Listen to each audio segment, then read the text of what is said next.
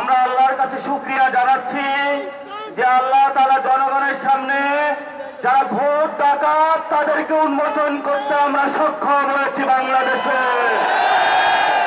ওরা শুধু ভোট চুরি করে নাই, ডাকাতি করেছে। আমাদের সুস্পষ্ট অনেকগুলো দাবি রয়েছে। আজকে নির্বাচনের পরে 11 দলীয় যে ঐক্য রয়েছে, আমরা জনগণের সামনে উপস্থিত হয়েছি। আমরা প্রথমত বলতে চাই, পার্লামেন্টে যে ভোট ডাকাতরা গিয়েছে, জনগণের সামনে আমরা বিরোধী দল হিসাবে হাজির হয়েছি। আমরা রাজপথে থাকব। কড়ায় গন্ডায় ইঞ্চি ইঞ্চি করে জনগণের উপরে যারা ভোটার ইঞ্জিনিয়ারিং করেছে, ভোট ডাকাতি করেছে, নতুন ভাবে জুলুম চাপিয়ে দেওয়ার চেষ্টা করছে, আমরা তাদের কাছ থেকে বুঝে নেব ইনশাআল্লাহ। আমি সংক্ষিপ্ত কথা বলবো।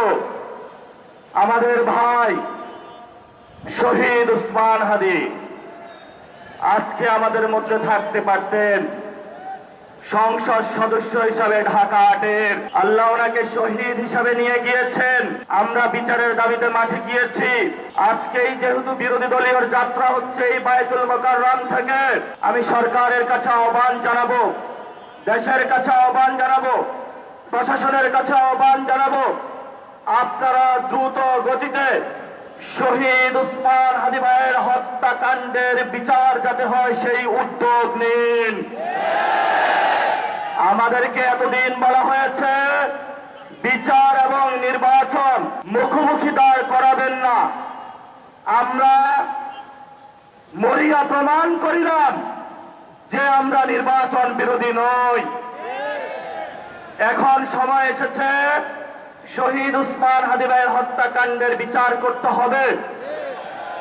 তৎকালীন সময়ে সংস্কারের নিয়ে বলা হয়েছিল, সংস্কার এবং নির্বাচন বিরোধী করার চেষ্টা চালানো হয়েছিল, ট্যাগ দেওয়া হয়েছিল, ওরা নির্বাচন চায় না।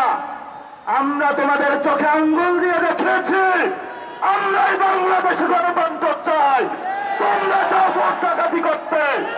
এখন সময় এসেছে, কোন 9-6 চলবে না।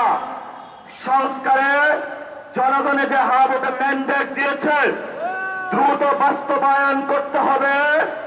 সাথে সাথে বাংলাদেশে সন্ত্রাস, চাঁদাবাজি, দখলদারিত্ব বন্ধ করার উদ্যোগ নিতে হবে।